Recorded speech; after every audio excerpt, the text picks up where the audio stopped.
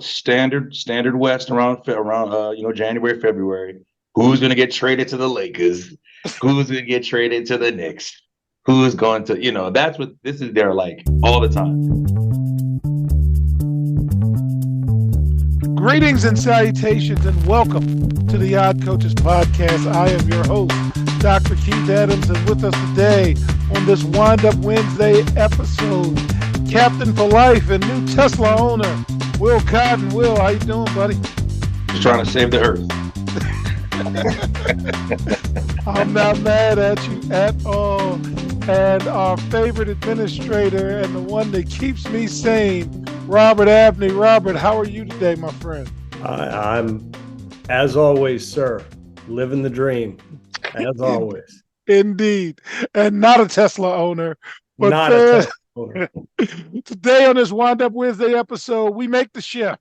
It is full NBA and WNBA until after March Madness as we move our Thursday show to get you fans ready for things strictly for entertainment purposes only. So in segment one, we'll do the NBA. Segment two, there are some coaching issues that I'd love to discuss with the panel.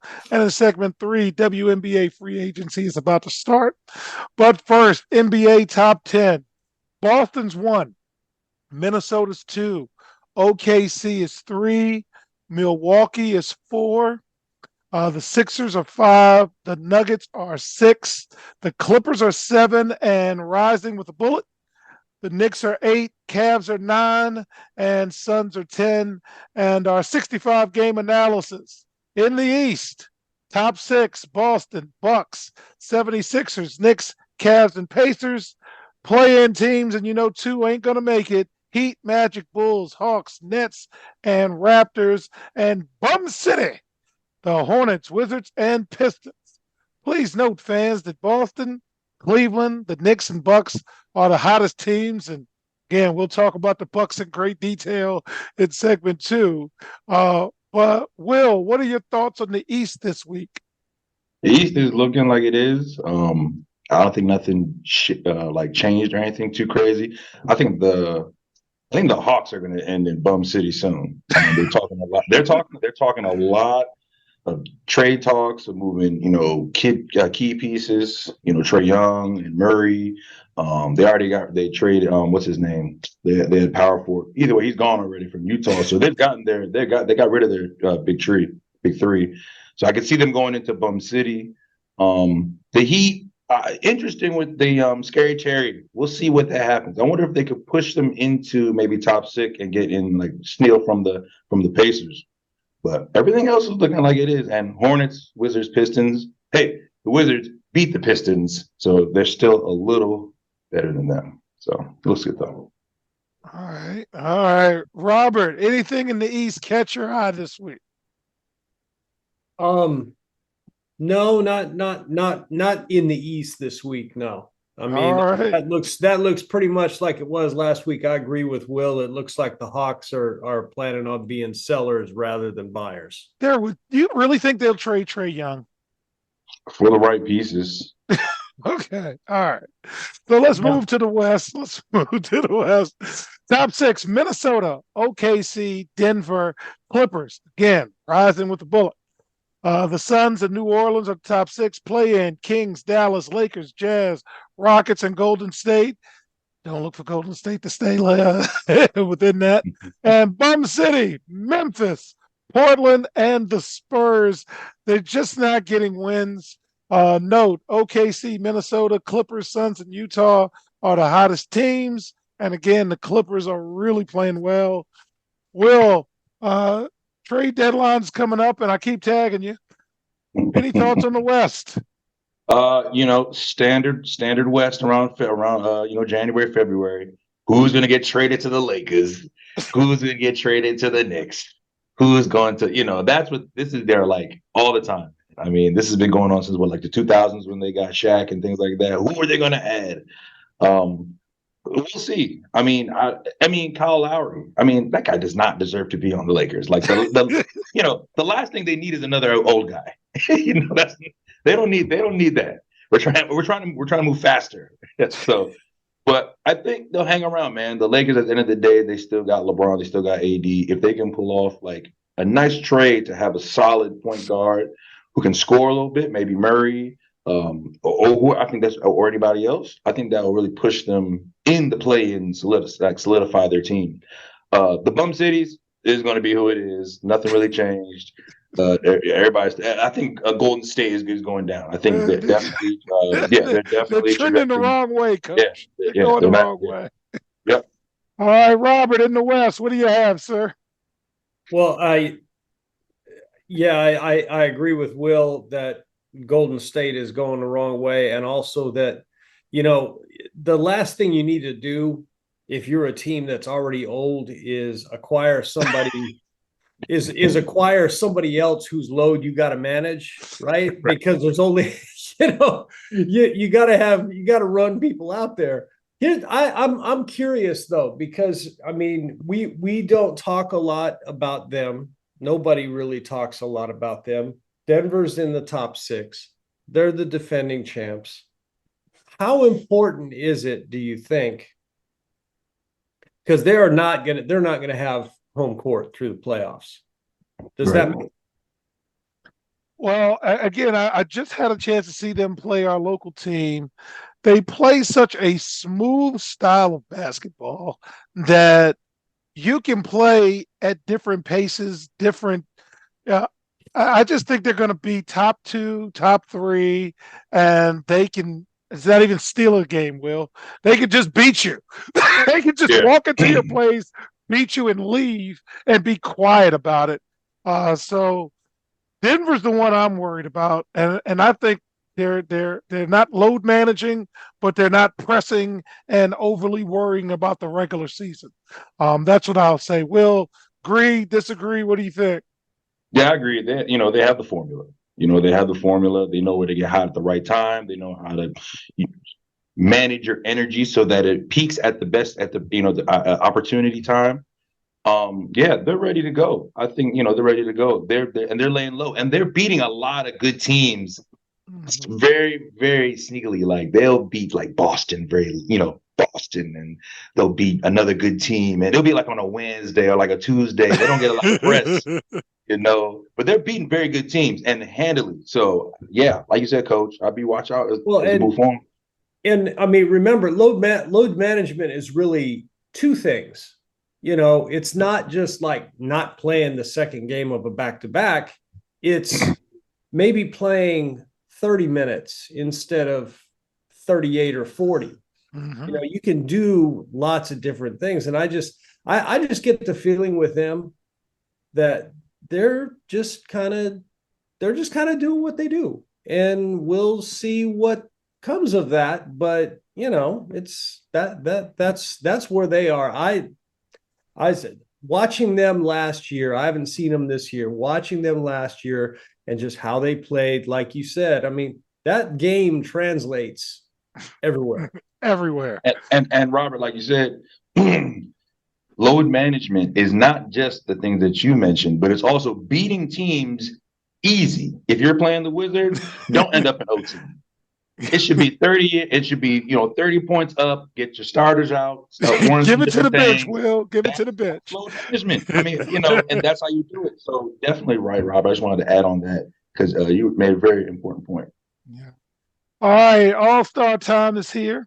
The Eastern Conference starting 5: Giannis, Joel Embiid, Jason Tatum, Tyrese Halliburton, and Damian Lillard. And the alleged snubs: Jalen Brunson, Donovan Mitchell. Robert, should we be angry that Jalen Brunson and Donovan Mitchell are not starters for the Eastern Conference NBA All-Star team?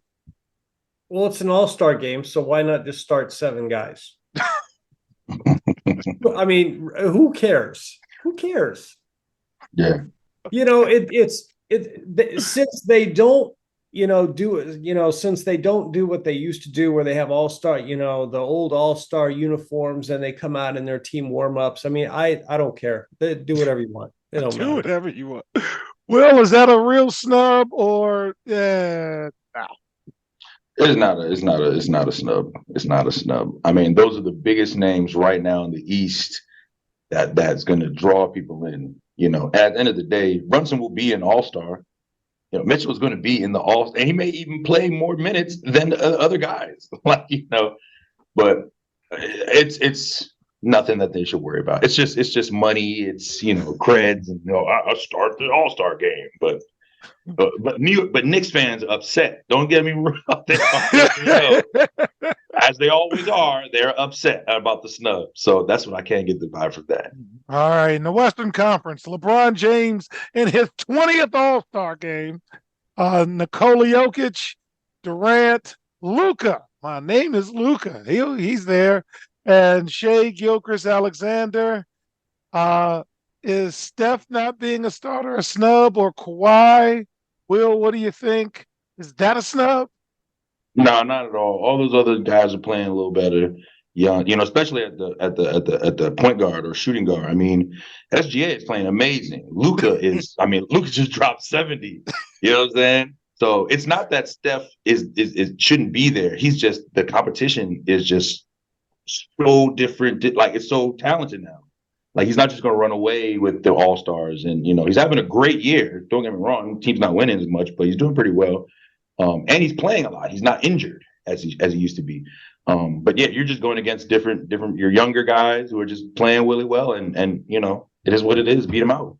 All right. So the reserve selections for each conference will be voted on by NBA head coaches and will be announced Thursday, February 1st. This comes out on Wednesday, so we'll talk about that next week. And then coming up in segment 2, in-season coaching changes. Can't wait to get the panel's thoughts, especially on Milwaukee. Y'all thinking. We'll be right back on the Our Coaches Podcast. Why should student athletes use the CKA SAVE Project academic and athletic consulting services? Over the past 15 to 20 years, colleges, universities, professional sports teams, business organizations, and others have increased their use of consulting services to improve their decision-making processes and results. Over the same time, the athletic and academic landscape has changed for high school and college student athletes as the NCAA has raised initial academic eligibility requirements for student athletes while decreasing the number of transfer restrictions. Former college student athletes have noted that they were academic and athletically unprepared for the rigors of college. Let the CKA SAVE Project's close to 30 years of academic and athletic experience help guide student athletes to increase success as we work to help student athletes achieve the goal of obtaining a college degree. For more information, contact Dr. Keith Adams by email at cka@ckasaveproject.org. Welcome back to the Our Coaches Podcast. And in segment 2, I often like to say, in terms of organizational leadership and alignment, yesterday's solutions lead to today's problem. So the Milwaukee Bucks at 30-13 said, you know what? We'd like to make a change. So let's walk you through this, audience, and then let our panel jump in. 6 months ago, the Bucks hired Adrian Griffin as their new coach, replacing, I believe, Budenholzer, because they lost in the playoffs in the first round, in part due to injuries to their best defensive player. It happened. So they made these wholesale changes, excitedly brought Adrian Griffin in, and then the Bucks went 30-13, have the second best mark in the Eastern Conference. We remarked last week that it didn't look like they were making any trades, and then they go fire their coach. And at the time they fired their coach, they had the NBA's second best offensive rating. Their defense has stunk, but you also traded your best defensive player to bring in a better offensive player. So I got to play with the hand I'm dealt with. Milwaukee swung big when it swapped Jrue Holiday for Dame Lillard. And remember, under Budenholzer, it was a focus on defense, and now that defensive focus is not there. And remember Cleveland. Comparisons have been made to when Cleveland fired David Blatt in 2016. They did that dude wrong. Ty Lue took over, and they ended up winning the title that year, if I'm not mistaken. Will, what do you think about the move Milwaukee made? Agree, disagree, share your thoughts. I mean, you got to strike when the iron hot, man. If you think that a new coach is going to get you to the championship, take it. I guess the Bucks are just realizing that Giannis is 1 foot out the door. They're doing whatever he can do, whatever they can keep. I mean, the guy fired Budenholzer. Not even a year in, fires another coach with Doc Rivers, who is notoriously from getting fired and from folding in the playoffs anyway. But we do remember, like you said, Coach, with the comparison with Cleveland. Remember when Stan Van Gundy, when he was replaced by Pat Riley about mid-season with the Heat, and he was able to push them into the finals with that team to kind of push them on. So it could work the way it is, but you know, the one thing is Giannis doesn't want to get that. He doesn't want to get that name of being like a coach killer. He's kind of like he's avoiding it, and like indirectly, he's like, oh yeah, Adrian's my man. We we text Like you sound real fake, in my opinion. And you're turning in this diva coach killer, and I don't know where that's going to end. But hey, the cards are all on, so now you guys have to win. If you don't win, you're looking stupid. Robert, this is why I have you, sir, because I will react, but I hope my reaction is not as crazy after hearing your thoughts on Milwaukee's move. What did you think, sir? Well, I thought two things. One is that, in the playoffs, you have to be able to guard people because scoring becomes more challenging. Offense becomes more of a premium. And if you stink defensively, you're going to have problems. And, that the changes they made in their personnel and their coaching, have put them in that spot. I don't know. I don't think that Doc Rivers is probably the answer to playing better defense, but I could be wrong. The other thing is that, clearly, Giannis is running the show in Milwaukee, and whatever he wants is what's going to happen. I'm guessing that, the funny stuff with his brother didn't help the situation any. And so here you are. Let's see what develops. I mean, I've said this before and I'll say it again. It isn't, it's clear this isn't going to end well. It's just not clear how it's going to end badly, right? We'll see what happens, but I don't think it helps them at all. So I'm looking, and I'll be brief because I do want to talk about the local team here. But I'm looking at Milwaukee's roster, and they got Thanos making $2 million, and they also have Robin Lopez making $2 million. So you got the two brothers who let's just say are not bringing a lot to the team, and I'm not mad at Doc Rivers. Doc, go get the money, Doc. Get every bit, stab all you want. I don't care. Okay. I don't want that job. Leave me alone. Somebody's going to take the job. May as well be you. But every week we look at the NBA, fellas, and you're not beating Boston. I don't care what you're doing. You, as your team is constructed in a 7-game series, has to get to the Eastern Conference Finals, and you don't defend like a championship team. So I don't care if I was coaching you. It ain't going to work out long term. So you're really, really good. But there's one team that's just better, and we ain't even – if Philly gets a shooter, then you're third. Mm-hmm. If Philly gets a consistent shooter and Embiid plays when he's supposed to, injury, I'm sorry, then it's not even going to be an issue. But with that, the Washington Wizards make a change, kind of. Appearing at a press conference last week, Wizard executive Michael Winger and Will Dawkins explained the decision to move on from Wes Unseld Jr. And they moved Wes Unseld Jr., who has a stellar coaching career outside of the organization, and his dad is Mr. Bullet. They moved him to the front office. And when I heard that news, fellas, I'm going to date myself because I immediately thought of you can't fire Whitley. What does that mean?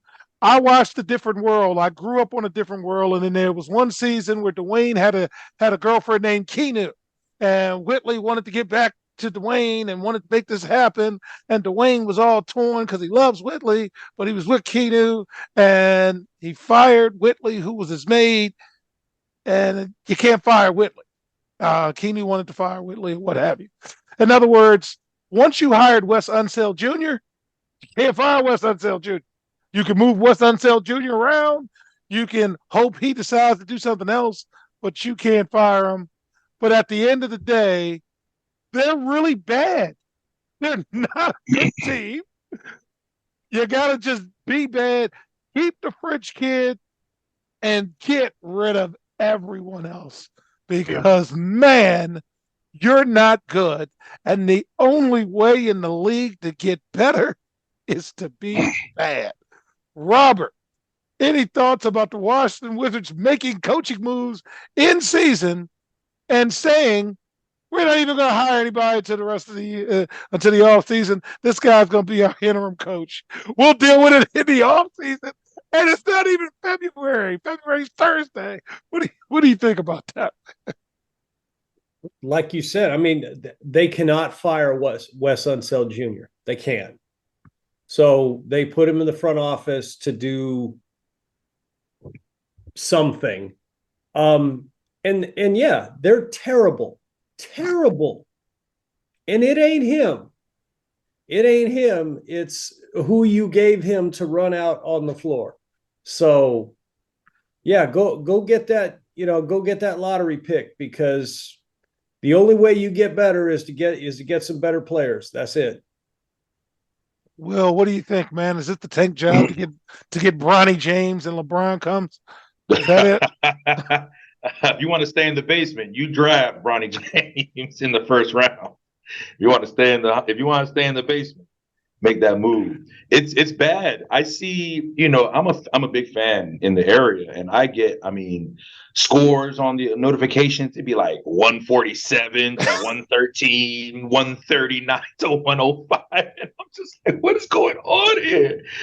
But when you when you're gonna lose hard. Just go do it. As Joe Clark said, and lead on me. Throw him off just jump. The best benefit is, though, Brian Keefe is going to get some good experience to put on the resume. He's going to be able to maneuver himself wherever they want to move. They'll say, hey, man, you have some head coaching, in the pros, experience. So that's going to be help for him. Wes, hey, man, nobody hates you, but nobody really likes you. So you're not going to get fired, but, hey, man, we need you out for handshakes and kissing babies and talk about how great it is to be a Wizard and be that guy. But if they're trying to just lose, they're doing a great job. Fantastic. All right. So fans, when we get back in segment 3, this came up during the Wizards game against the Nuggets. WNBA free agency. I'm kind of a little nervous about our local team. We'll be right back on the Odd Coaches podcast. The reviews are in for Dr. Keith Adams' book, Finding the Balance, My Personal Journey to Academic and Athletic Success.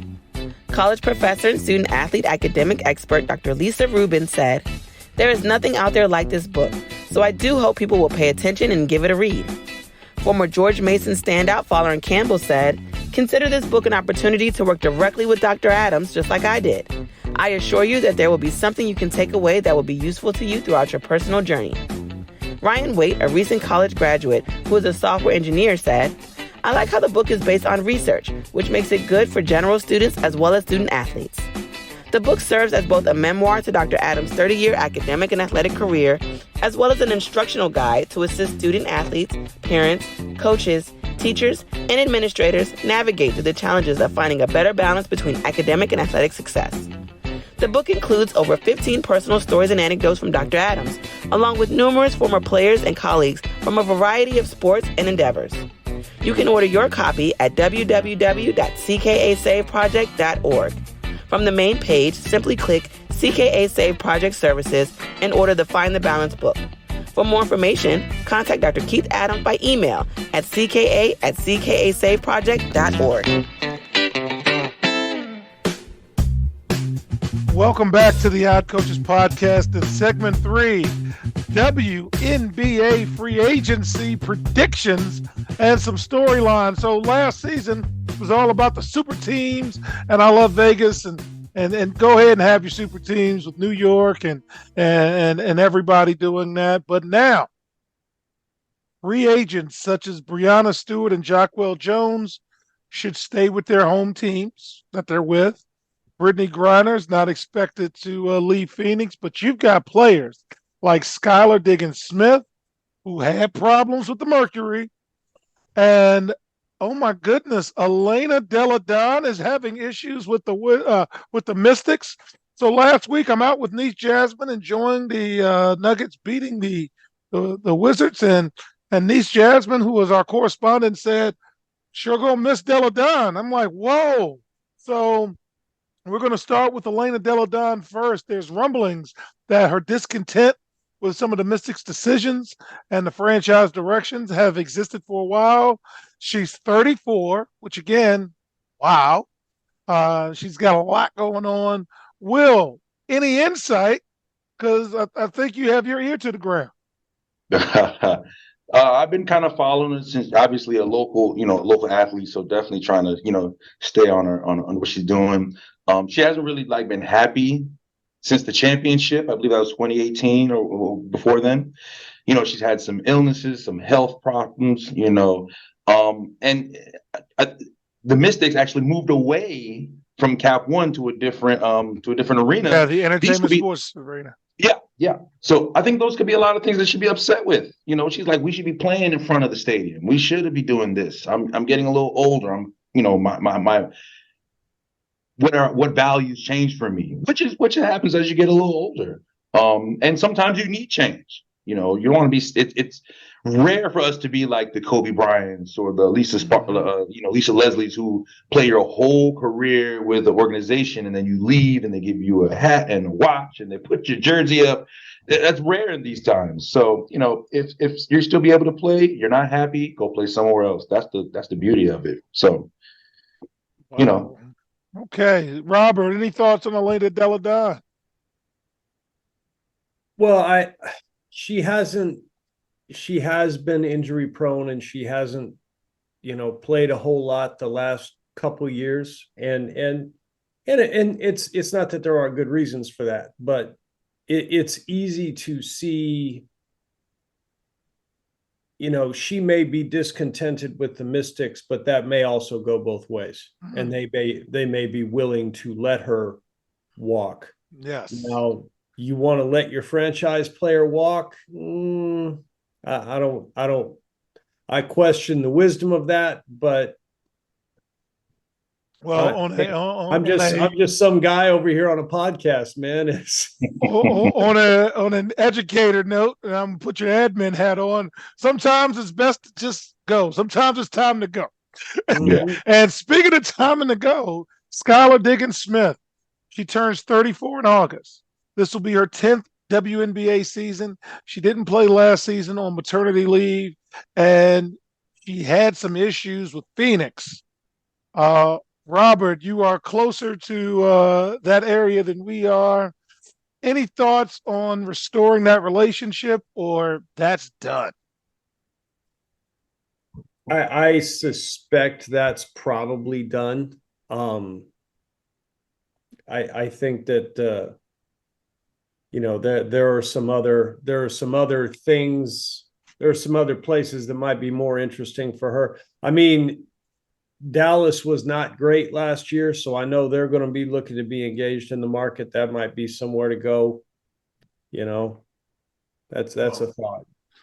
Well, fans, we end this week's show a little melancholy. This week marks the 4th anniversary, Kobe Bryant's death. And never shared this, and I got permission from Point 5 to share it. But the day Kobe died was an unusually warm day in our area.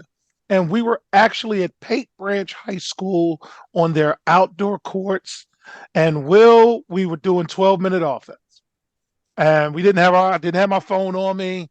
I'm working out with my kid. at Paper Edge. I could see the old neighborhood in the little horizon. And I pick up my phone as we're leaving because I'm sure he wanted ice cream or whatever. And I look at my phone and I see it just popping in. And he said, Daddy, what's wrong? And I said, as a social studies teacher, Robert, I need to check some sources. I didn't like the sources that was coming across, but more likely than not, it was true. And unfortunately it was. And we had our conversation. Real life is real. And but it was rather apropos that I'm playing with my kid at my high school outside, just doing fundamental basketball drills.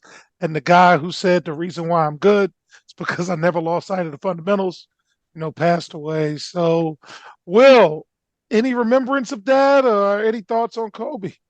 Oh man, it was, so similar. I was leaving the gym and everyone talks about, Kobe and his heart, his, work ethic and how his workouts. And so I was just getting mine in.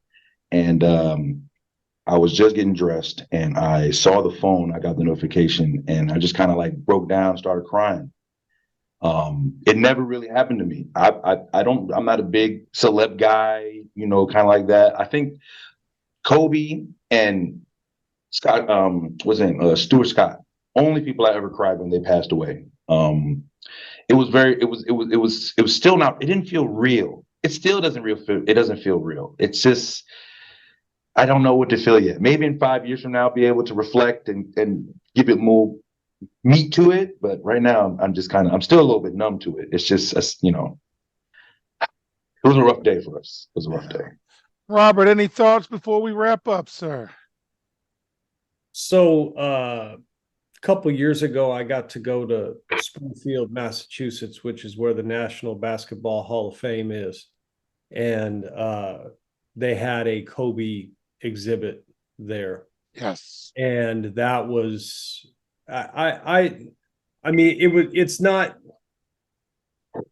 I never paid a lot of attention to Kobe and what he was and what he was doing. But I mean, when he was on TV, you watched him. And I mean, he was just a real competitor. And I think that's one thing that always struck me about him, is just being the competitor, and sometimes, to his detriment in some cases, but the guy just got after it, and he loved basketball, and the documentary that he did, and just the tribute that was there at the National Basketball Hall of Fame, that was really touching to me. So Yeah. It's sad that life does that to us sometimes, takes those people away. Yeah, and I totally agree with you, Robert. I have had the pleasure of going to the Naismith Hall of Fame. It was just maybe a year or two ago, and I saw the same exhibit. I think I even shared some pictures in the group chat and saying this was powerful. Will and I have a shared Kobe experience because we had dropped 3 games in a row at a holiday tournament. Refs was bad, man. But anyway, hey, I took the guys to see Kobe and Shaq, and we were way up in the 400s. So yeah, it was just, man, it's just a sad situation, and we're missing out on a lot of what he could be adding to the game in whatever role he chose to be a part of. So, with that being said, on behalf of our cavalcade of stars, I'm Dr. Keith Adams saying thank you for listening and/or watching the Odd Coaches podcast, and we will see you on the sidelines. Till next time, take care. The Odd Coaches podcast is sponsored by the CKA Save Project. The CKA Save Project is an industry leader in providing student-athlete academic and athletic support. From assessing student-athletes' academic and athletic skills, to measuring and monitoring student-athlete academic progress, to improving student-athlete time management and organizational skills, the CKA Save Project provides wraparound services for student-athletes from middle school through college.